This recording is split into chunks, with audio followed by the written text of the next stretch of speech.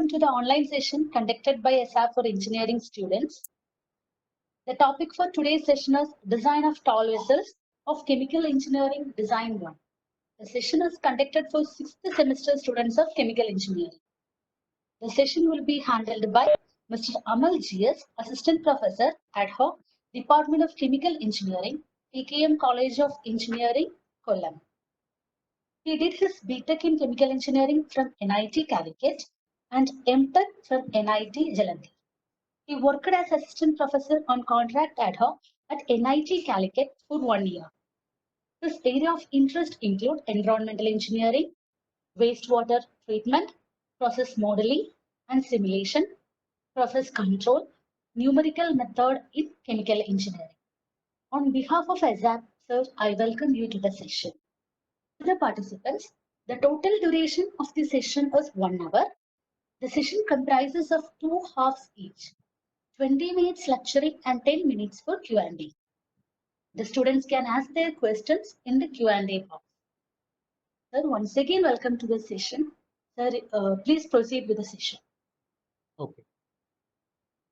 First of all, thank you for the introduction.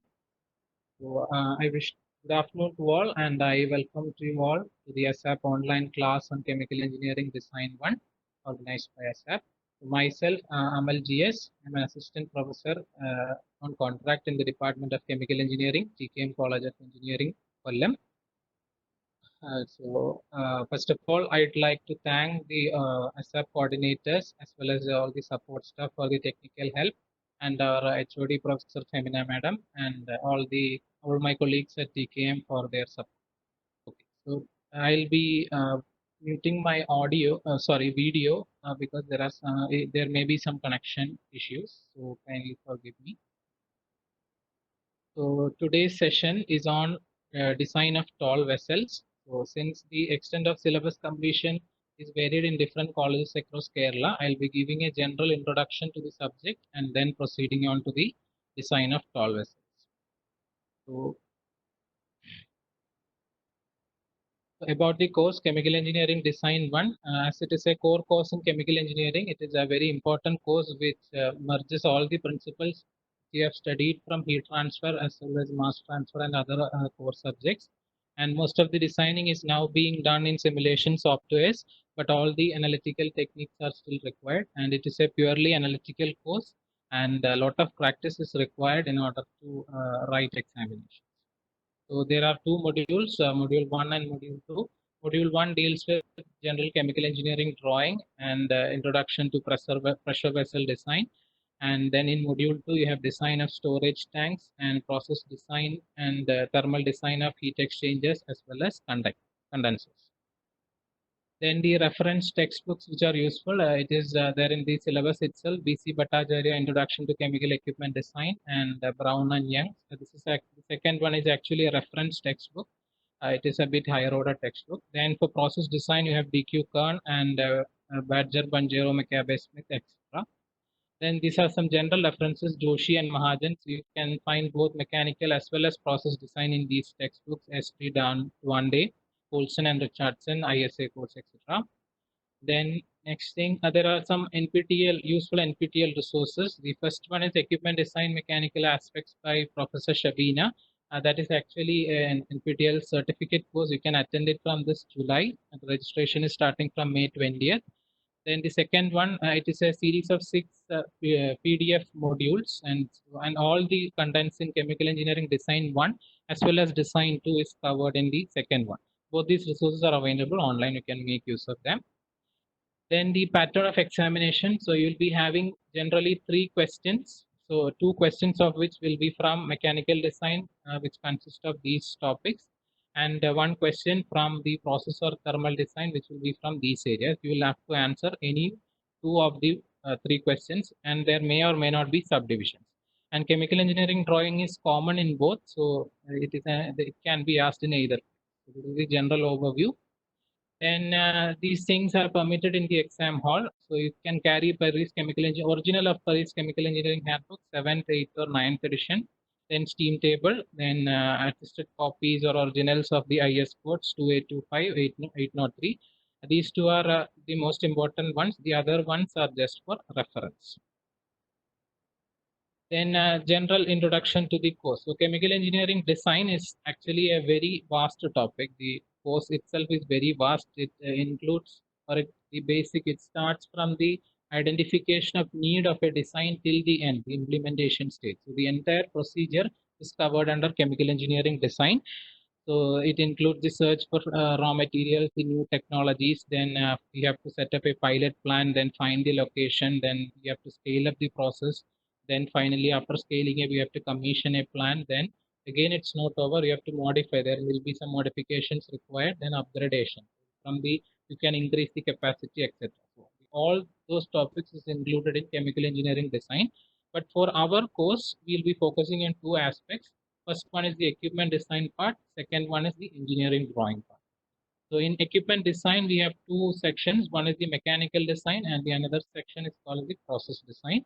In mechanical design, you will be studying certain mechanical aspects of the process equipments which we use. In process design, we'll study the thermal design where we do comprehensive heat and mass balances, etc. So engineering drawing, so to begin any design or to begin any chemical plant, you need to have a drawing with you or you have to prepare a drawing. So it is the beginning stage of process design. You have to have at least a rough sketch or a block diagram of the design which you are going to make. So that is the very basic one, the block diagram. It is a simple input output diagram using blocks. Then the second one is the process flow diagram.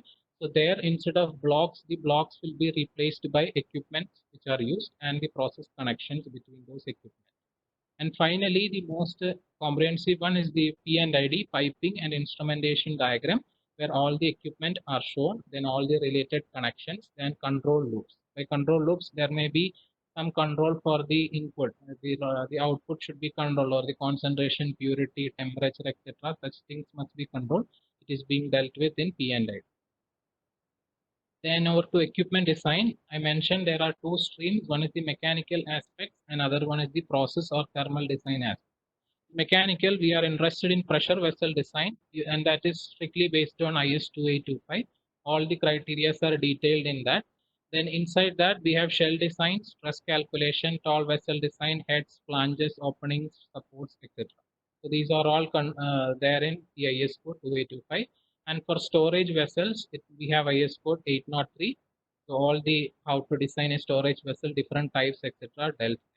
Then in process or thermal design, we have heat exchangers, condensers in this semester, and all these others, extractors, cooling vessel, etc. we have in the next semester.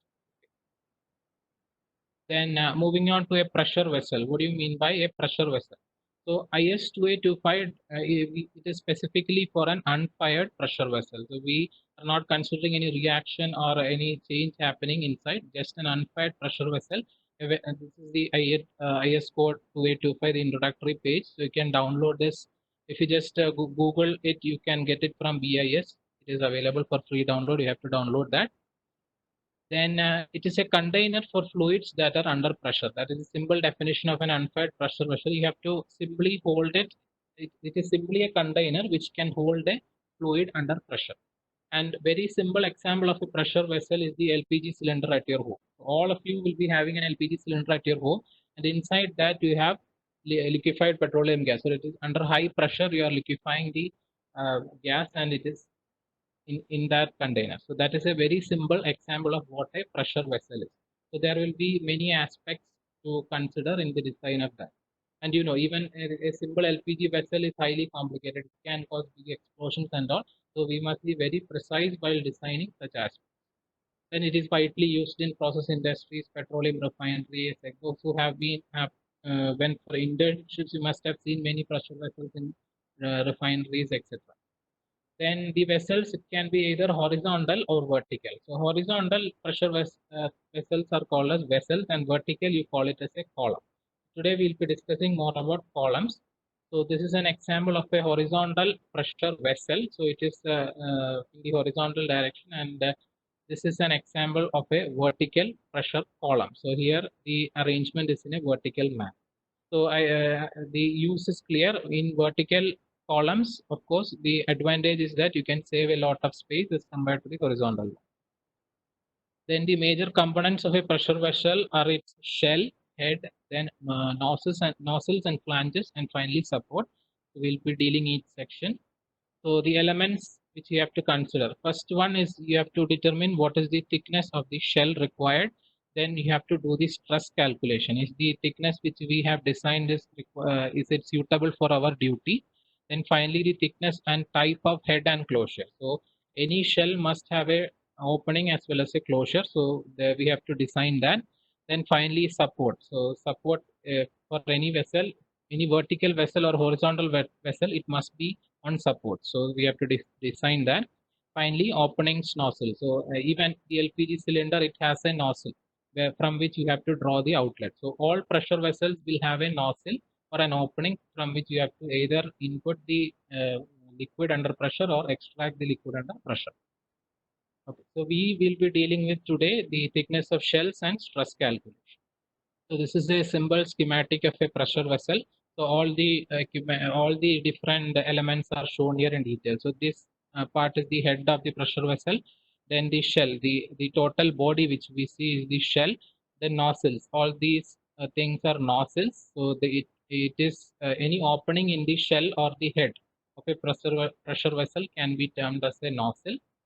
Then the support legs in order to hold the vessel in place, then maybe to support from vibrations, earthquakes, or say wind effect, etc. You require supports. So this is the general schematic.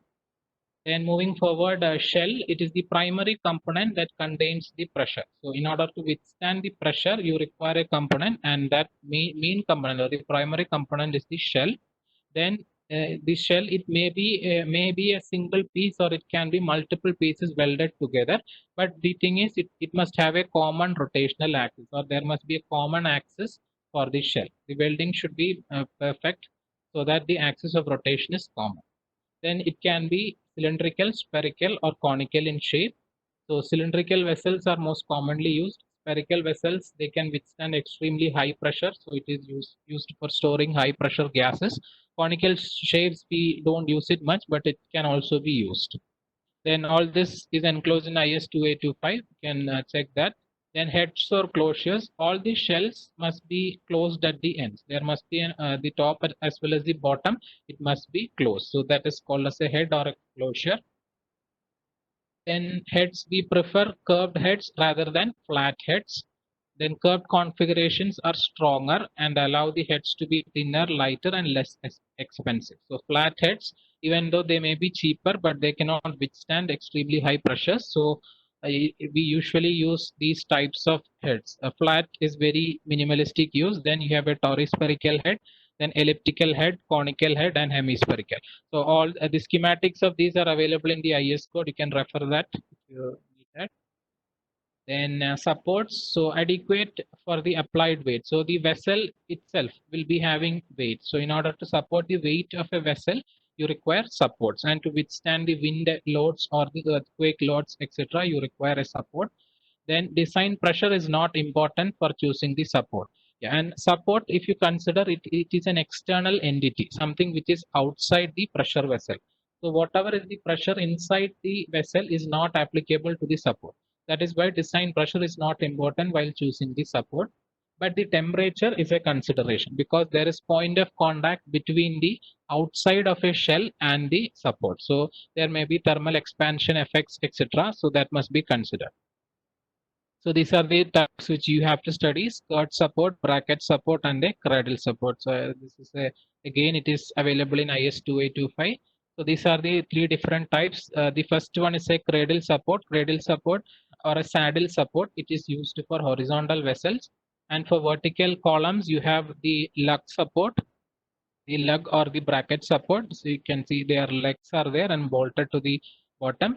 And finally, this one is called as a skirt support. So this is the skirt support. So that are the three types which we are interested in. Then nozzles and flanges. So all the cylindrical components that penetrate the shell or a head of a pressure vessel is called as a nozzle. So as I mentioned, any opening in the shell or the head is called as a nozzle. And nozzle, it must be connected to some other pipeline. So the connection between a nozzle and another pipeline is called as a flange. In order to facilitate the connection, we use a flange in between. And again, the design is available in IS 2825. So this is an example of a flange. So you have one pipeline here and another pipeline here, and both are connected using this region. So this region is called as a flange. So this is an expanded view. So one pipeline will be coming from here, one will be from here. So this region in between is called as a flange, and this lining in between it, sometimes it is called as a gasket. So since both these are metallic parts, they can undergo thermal expansion or thermal contraction. So in order to avoid leakage, we use different kinds of sealing materials, and the sealing material is called as a gasket. Okay, then moving on to the design of tall vessels. First of all, the need. Why should we design a tall vessel? What is the requirement? So that is explained with the help of this diagram. So if you have a very large vessel or a very tall vessel, it must be supported on either sides by support rings or guide ropes. So these are called as guide ropes. So what is the disadvantage of that? Lot of space is covered. As the length increases, you have to provide multiple areas of support. So what is happening is the space occupied by such a very tall vessel is very large. So for a chemical industry, it is not very useful to utilize much space. So what we have to do is we have to design vessels which can stand on its own, or they are called as self-supported vessels. Okay, so that is the idea, or that is the need for design of a tall vessel. Vessels which can support itself without the help of guide ropes or guide. These are guide ropes, so they can save more area, or you can pack much things into a chemical industry. So that is the advantage, or that is the need of a design of tall vessel. Then to proceed with the design, there are certain terminologies which you require to know. So these are explained in detail in IS 2825. So I'll be just explaining that. First term is called as the design pressure. So there are two terms. One is the design pressure and the operating pressure. So what design pressure means? The pressure which is used in the calculation for determining the minimum thickness. So in order to determine the thickness of a shell, what is the pressure which we are using? That is called as the design pressure, and it is usually obtained by adding a minimum of 5% to the working pressure. So two pressure terms, one is the design pressure and one is the working gauge pressure. Working pressure is the pressure at which the equipment is going to work. Design pressure is the pressure at which we are going to design the equipment. So always design pressure will be greater than the working pressure, and if you substitute and solve it, you will be getting the design pressure P is 1.05 into the working or operating gauge pressure. And it's important to note the pressure under consideration is gauge pressure, not the absolute pressure.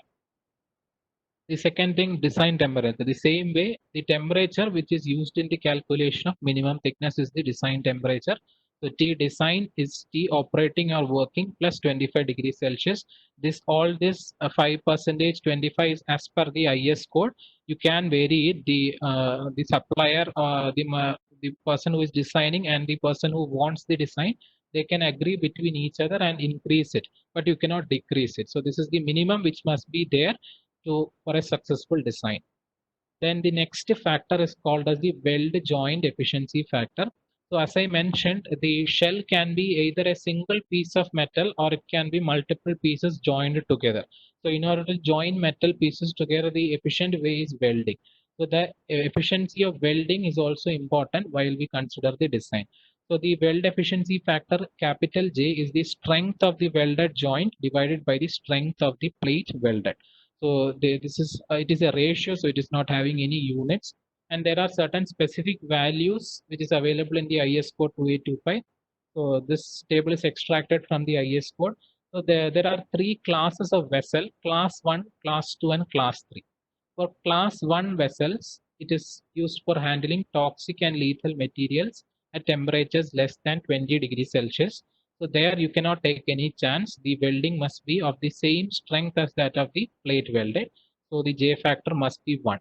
Then the next class is class 3 for light duties up to 250 degrees Celsius and unfired. So this is the class which we are concerned, which we will be designing more. So here it can have values 0.7, 0.6 or 0.5. So it can be fixed how to fix this is available in the IS code. You can refer that. Then which is not covered under 1 and 3 is covered under class 2. So it is having the value 0.85. So design pressure, temperature, and weld efficiency factor. Then the next term is the allowable stress small f. So it is the maximum stress that a material can withstand at a particular temperature range. So it is also called as a rupture stress. So above this stress or above that pressure, the material will rupture. That is the idea. So whatever is the design, you have to keep it under that F value. And it is also available in Appendix A of IS 2825. So this is the Appendix A from IS 2825. So these are the different materials. Yes, this is for carbon and low alloy steel. Most designs which we are going to do will be based on this carbon or alloy. So here the different temperature ranges are given. So based on the material, you can choose what is the value of F, and the unit is kilogram force per meter square. And if you check, it is written there at design temperature. So you have to convert the working temperature to the design temperature. Then next is the corrosion allowance. So corrosion, as you all will be familiar, any process equipment is prone to corrosion. It may be because of the high pressure, extremely high conditions it is withstanding, or maybe due to the material it is handling, etc. So we have to account for the corrosion also while we finalize the thickness. So whatever thickness value you are getting, we will be adding 1.5 millimeter extra to it in order to account for a corrosion. Okay. So this 1.5 mm is set by IS code. You can increase it but cannot decrease it. So whatever thickness value you will get, you have to add 1.5 to that to get the mentioned or to get the allowable thickness. Then the next is the standard nominal plate thickness. So if you are calculating the thickness, you will be getting many numerical values, say 1.2, 10.5, 11.6, etc. But the plates which are manufactured is of certain specific thickness. In India, we have only plates of certain specific thickness. So whatever thickness you are getting, it must be rounded to the next higher standard thickness.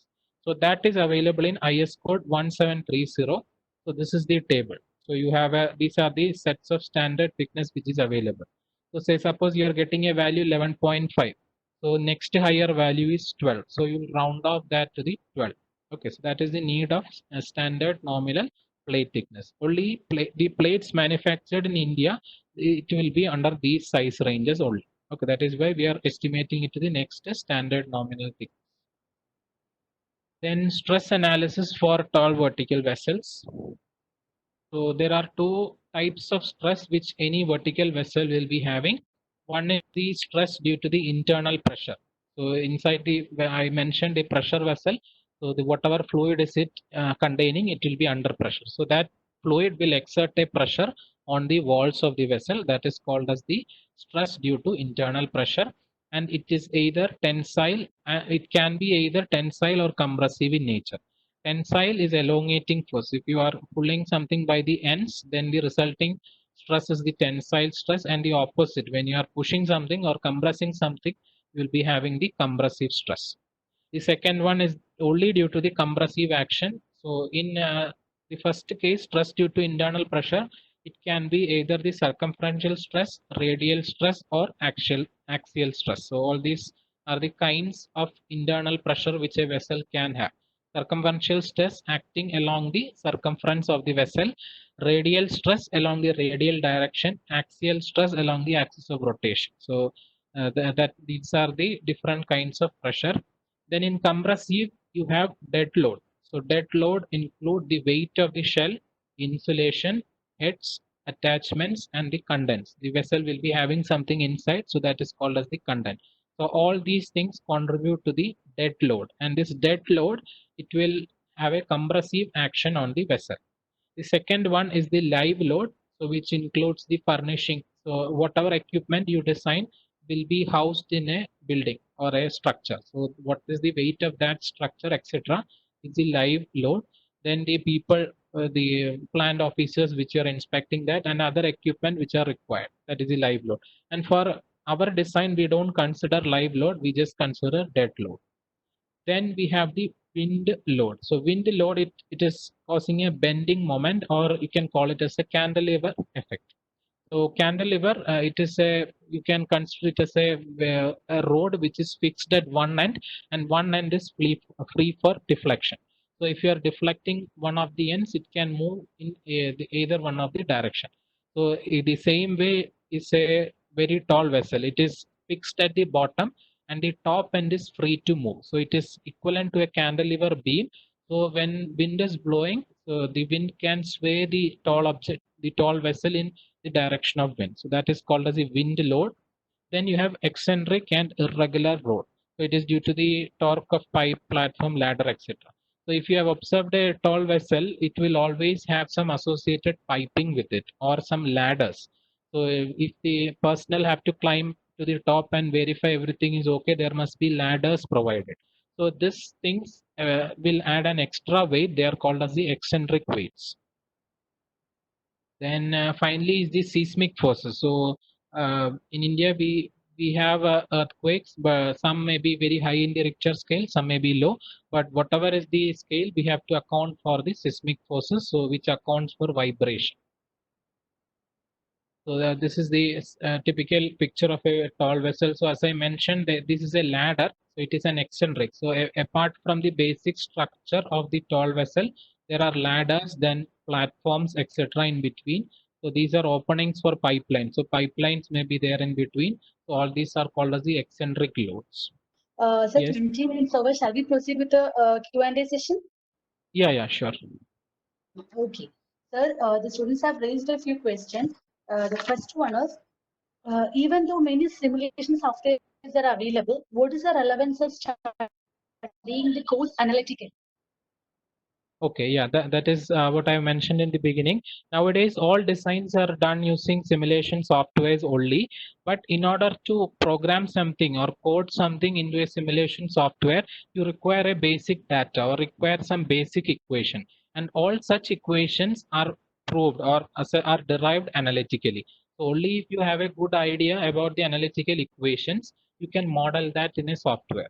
So that is the relevance of this course. So if you know all the analytical equations thoroughly, you can easily scale up. You can easily model it in a simulation software to get the output. That is the relevance of the analytical course.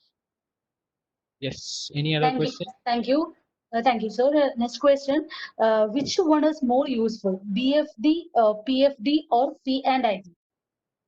Okay, regarding the diagrams. So BFD, the block flow diagram, that in terms of understandability, BFD is the most simplest one. Any person, any layman can understand that. But as you proceed to the next one, PFD and P&ID, you require certain level of expertise. So in terms of the data presented, P&ID is the most useful one. In terms of understandability, BFD, block flow diagram, is the most useful one. Okay. Any other question? Thank you, sir. Next question. What is a gasket? Gasket. So that I have mentioned in a flange. So there are two parts for a flange. One is the in between both the parts we put a lining in between. So since both are metal parts, as the temperature increases, it can expand or it may contract. So it can lead to leakages in the pipeline. So to avoid those leakages, we use an extra piece in between the flanges. It is called as a gasket in order to account for this thermal expansion or contraction. It is usually made of asbestos or materials having very high thermal conductivity so that there won't be any changes in their shape. But they may have to be replaced because of corrosion. Okay. Any other question? Thank you, sir. The last one is photostats of Perry's handbook allowed in exam hall? Photostats of Perry. Photostats of Perry actually is not allowed. You need to have a original copy, either the 6th, 7th, 8th, or 9th edition. You must be having any one version with you. But if you're having the 7th edition, some data may not be there in that. In that case, whatever data is not available can be taken as a Xerox and carried to the examination hall. But you cannot carry the entire Perry's Chemical Engineering Handbook as a Xerox copy with you. You have to possess an original copy. Then extra some data is required that can be Xeroxed from the higher versions of Perry. Okay. Okay, thank you, sir. As of now, the questions is over. You can proceed to the next part of lecture. Thank you, sir. Okay, thank you. So moving on to the next topic, that is the design intent, or what we are trying to implement by our design. So the first thing which is important is the design data for a tall vessel will be provided to you. So what all are the weights, etc. What is the wind load, what is the seismic factor, etc. Everything will be provided to you. You have to perform a stress analysis to verify whether the design is feasible or not, or whether the height is sufficient or the thickness of the plate is sufficient, etc. We have to analyze the stresses and find a conclusion. That is the intent. Then we are interested in the thickness of the shell material, whether the provided thickness as per IS code is satisfactory or not, is what we are trying to design. So it's a general statement. The bottom part of the shell will be under more stress as compared to the top region due to the cantilever effect. So as I mentioned, any tall vessel, any tall column is a cantilever. It is fixed at the bottom, and as you go to the top, it is free to move. So there are more stresses at the bottom of a tall column as compared to the top. So you can assume really that the bottom part should be more thicker than the top part. That is why there is a variation in thickness as you proceed from the bottom to the top of a column. That is what we have to analyze with the help of stresses. The thickness at the top and bottom region must be varied to accommodate the stress variation.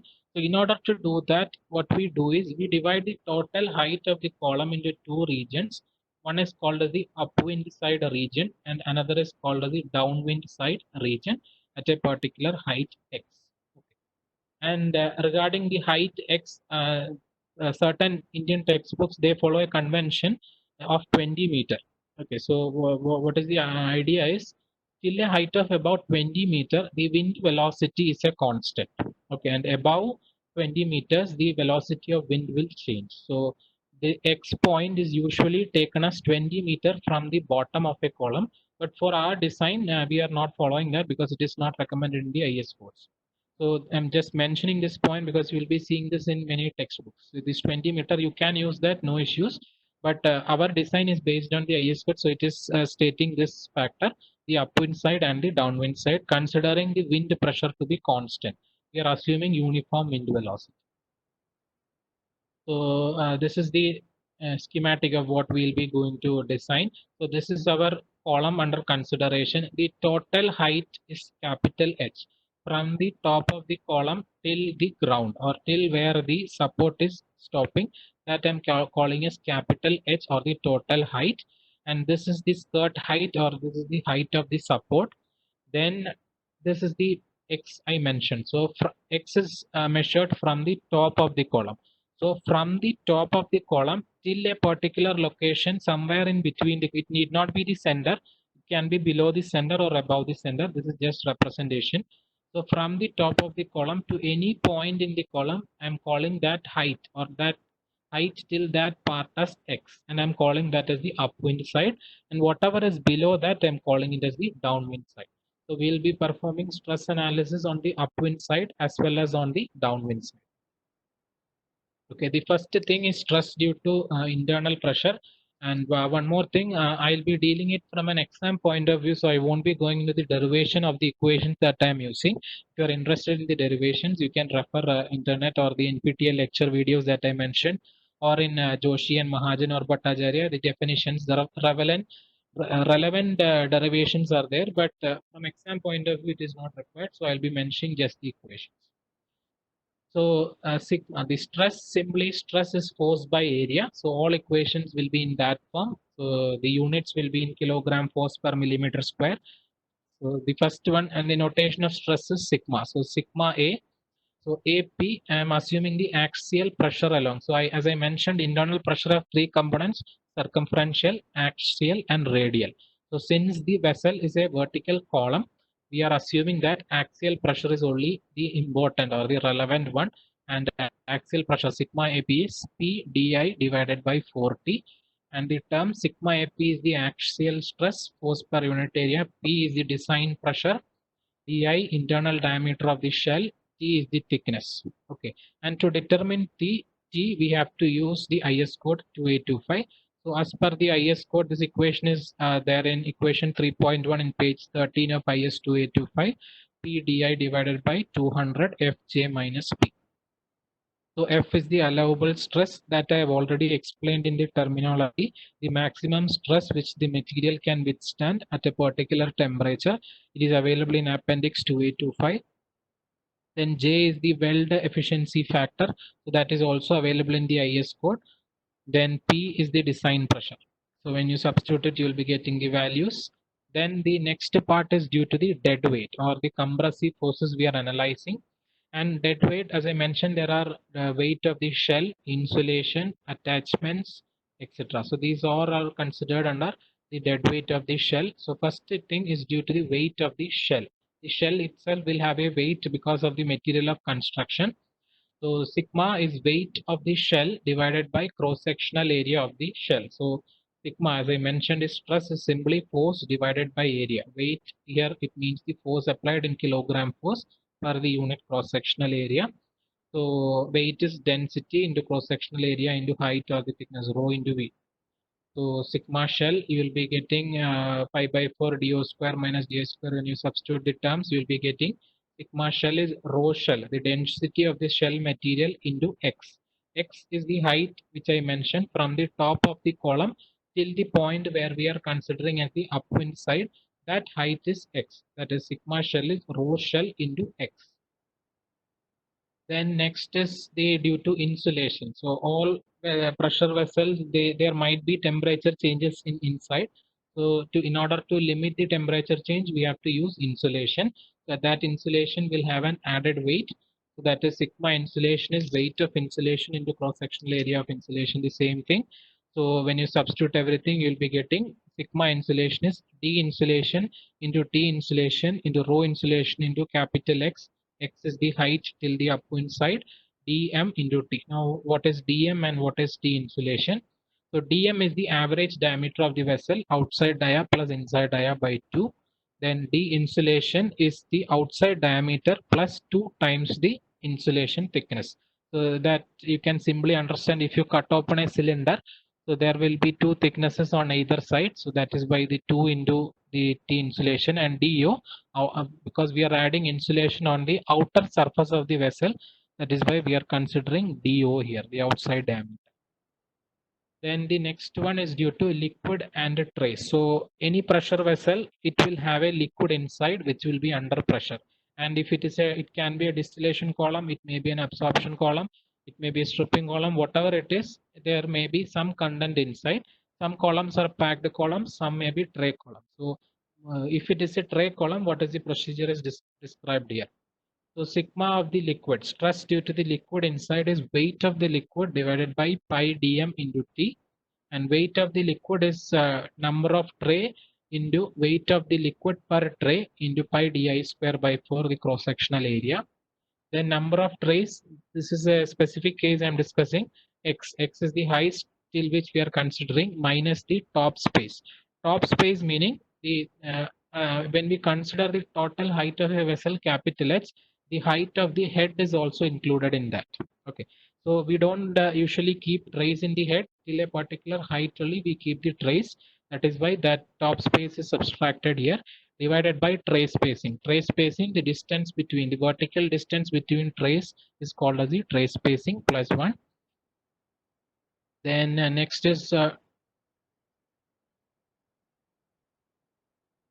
due to attachments, internal fittings, top heads, platform, ladders, etc. I have showed one image where you have seen the ladder, platform, etc. So weight of all attachments divided by the cross-sectional area pi dm into T. That is sigma ATT, meaning attachments. Now the total stress due to dead weight is the sum of all this, sigma shell plus sigma insulation, sigma liquid plus sigma ATT. So whatever is the sum of the dead weight, it is added up. Then next part is due to the wind. So wind, the stress due to wind can be either tensile and compressive. That is why I've written T and C. It can either cause a compressive stress or it can be a tensile one. So wind design, the stress is bending moment divided by section modulus, MW divided by Z. A section modulus you must have studied in engineering mechanics. You can what is the net area in which the stress is acting is given by the section modulus. Then for cylindrical vessels, this is the equation. We'll be designing only cylindrical pressure vessels. So you can simply note down this equation. Set is I. I is the moment of inertia divided by Y max. The equation for I, the equation for Y max, dm divided by 2. So you can derive this, but we don't need that. So you can simply note down the equations. Then if you substitute everything, you'll be getting Z is equal to pi d square m into t divided by 4.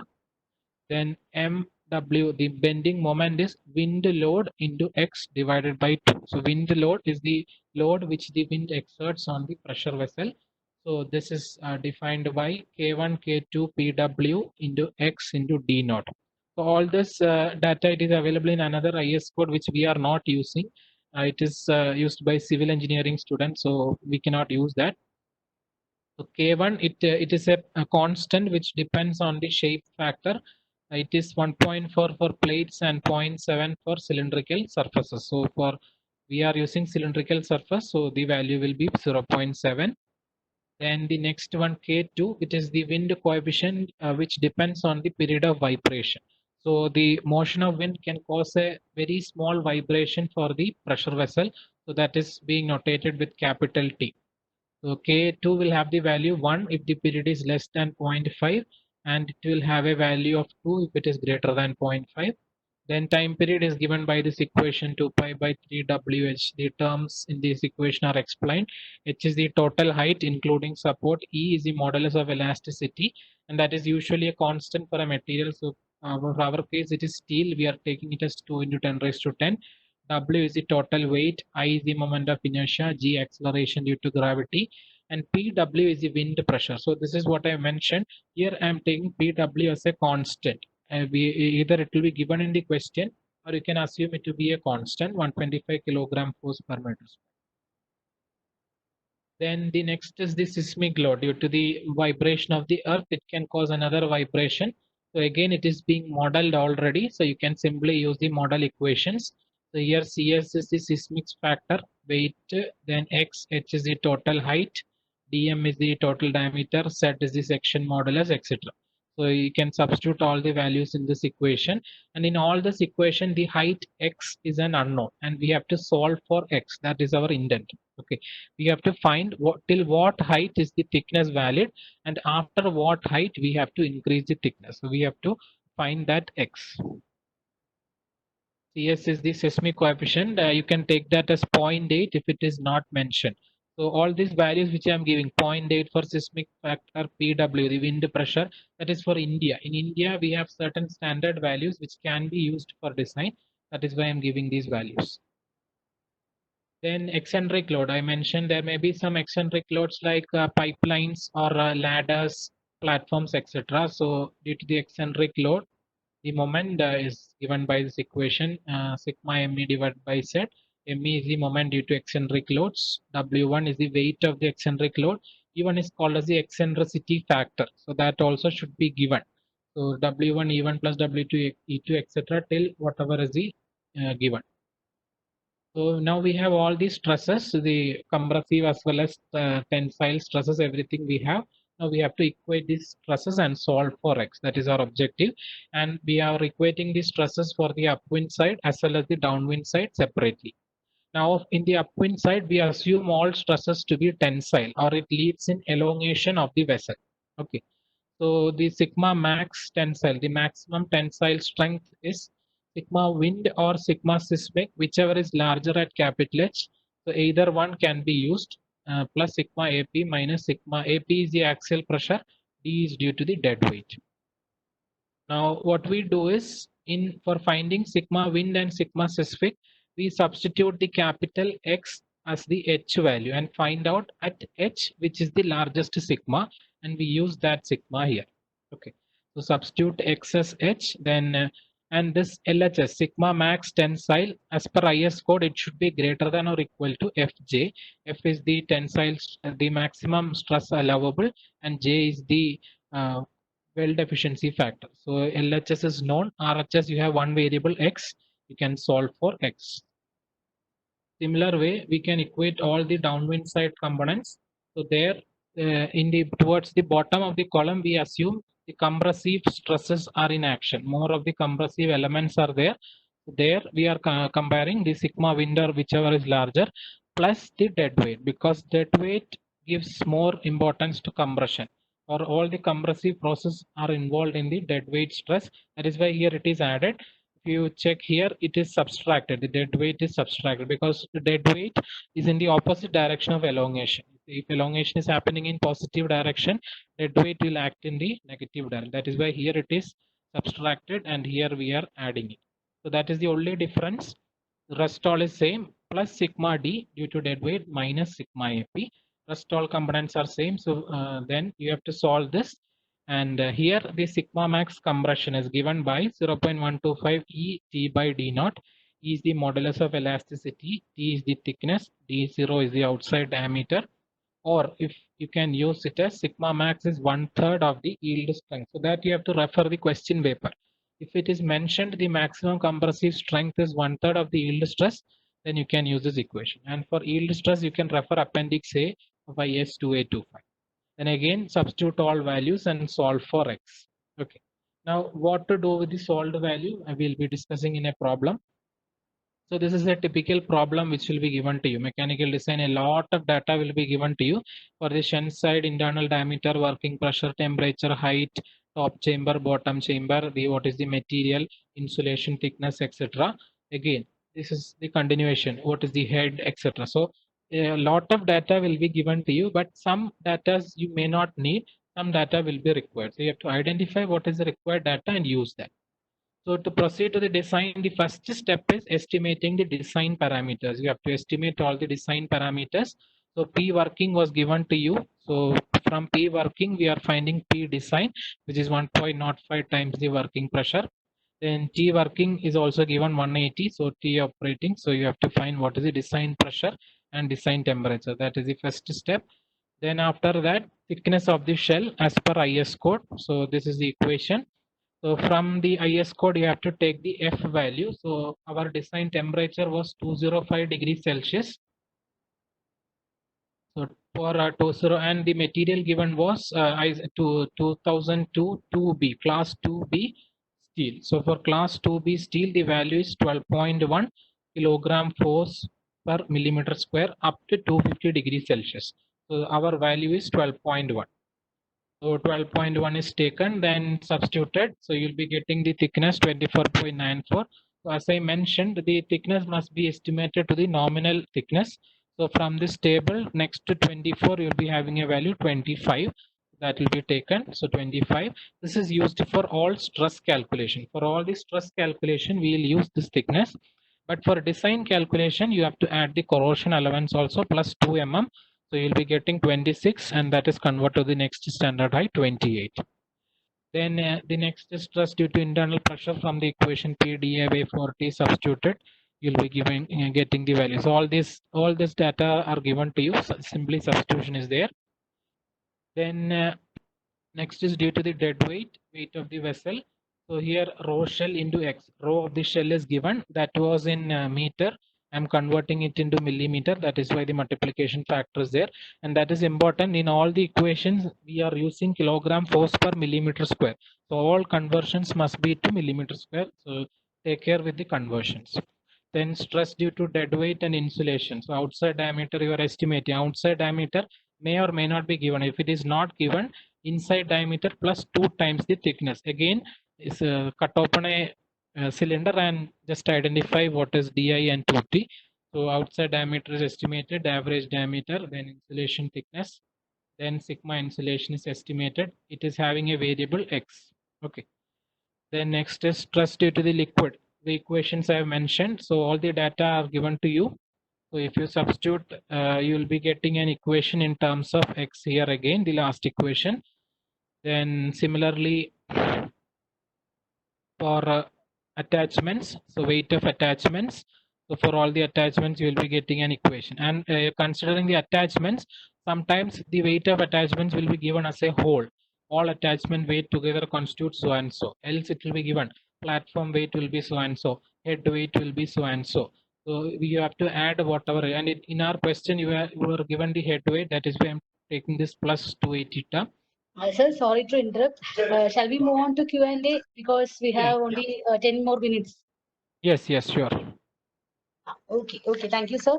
We have a few more questions. The first is, what is the need for nominal plate thickness? What is the need for? Nominal plate thickness.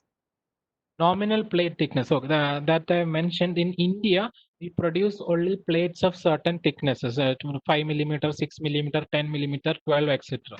So in order to have a uniformity among all the manufacturers, that code is fixed. That is why we are having a nominal thickness. Yes, next question.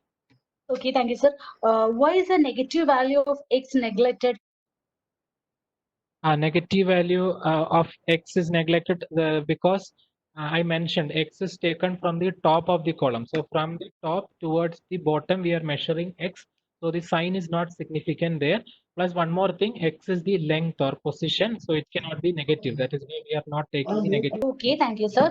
What if X is greater than the total height of the tower? If X is greater than the total height, meaning there is some issue with the calculation, you have to recalculate it assuming another standard thickness. So the thickness which you have got is not satisfactory. That is why you are getting an X value greater than H. So you have to recalculate the entire thing taking another thickness. Okay, thank you, sir. The last question is, many assumptions are taken in the design procedure, like wind pressure, seismic factors, etc. So, won't the final answer vary from student? Yeah, yes, the final answer will vary from student to student, and so the assumptions which we are taking are standard. So you can take any assumption which is justifiable. Okay. So in India, as I mentioned, seismic factor is 0.8 is true. 125 can be taken. So depending on parameter which we are taking, there must be a standard value. And yes, the answer will vary from individual to individual. So the marking also will vary. We'll check the basic rate. If all the values are substituted properly, then marks will be awarded. Okay, sir, thank you. If the stress is given directly, should we recalculate it again? No need. If any here itself, if you are given directly, the dead weight is directly given, then no need to estimate all this. You can directly use the value of sigma. No need to estimate it again. So all the stresses are estimated. Then finally, we are estimating the wind load. The procedure I have mentioned already. Then final thing. So this is the equating part, so where we equate all the stresses which we are calculated, and we are solving for X. So here I am getting a value for the upwind side as 129.21. Similarly, if I am doing an equation for the downwind side, I am getting an X value of 31.9. So as I mentioned earlier, we are not taking the negative value as it is a length, and also it is measured from the top of the column towards the bottom. Now, what is the conclusion from? And we have two values, 129 and XS 31.9. So what value to proceed with? So that is in the conclusion part. We have to take the smallest value of the X obtained. So yeah, so for that, the actual height of the tower, I mentioned it is the total height minus the height of the support. So the support height was already given in the question as 4.9. So the height is 39.1. Then, so what is the conclusion is, till a height of 31.9 meter from the top of the vessel, the thickness of 28 mm is valid. So the thickness which we got was 28 millimeter. So till the upwind side, or till that capital X, the thickness which you got is applicable, that is 28 mm. And for the remaining 7.2 millimeter, the thickness must be more, or you have to add an extra thickness. So that is the conclusion from our analysis. So we got an X value of 31.9. The total tower height is 39.1. So till the height of 31.9 from the top, the thickness of 28 millimeter is valid. And after that, you have to increase the thickness. So that is the conclusion from our design. And as I mentioned, if you are getting X greater than the total height, meaning you have to recalculate the entire with another standard thickness value. Okay. So that is the session. Again, you have to practice the calculation multiple times. Then only you can know what terms to take at which location, etc. Then as I mentioned, some assumptions need to be taken at some points, like seismic factor, the total wind load, etc. So that if whatever assumption you are taking, make sure it is justifiable. So if you are taking a value, why have you taken that value? Or if you are assuming something to be constant, why you are mentioning that as a constant? So whatever is that, it must be mentioned. Yes. So thank you, sir. I think we have addressed all the questions. Sir, is there any specific topic in the subject to give more stress? No, this is just one topic, design of tall vessel. So whatever I have designed, whatever I have just mentioned is the answer to a single question. That is design a tall vessel. So there is nothing to be left out from this. Whatever I have mentioned must be there. And if something can be left out, it will be mentioned in the question paper. Like you can assume that the eccentric factors are zero, or assume that the seismic effect is negligible. Then such parts can be neglected. Other than that, there is nothing which can be neglected from this. Everything must be studied. I have received one question in my chat box. Sir, you can read the questions and answer. The question define equation applicable for every range of temperature. Yeah, the equation which I mentioned is applicable, and that is specified in the IS code. And the IS code for pressure vessel, it is still a maximum temperature of 250 degrees Celsius. So if you want above that, there must be certain assumptions which is to be made.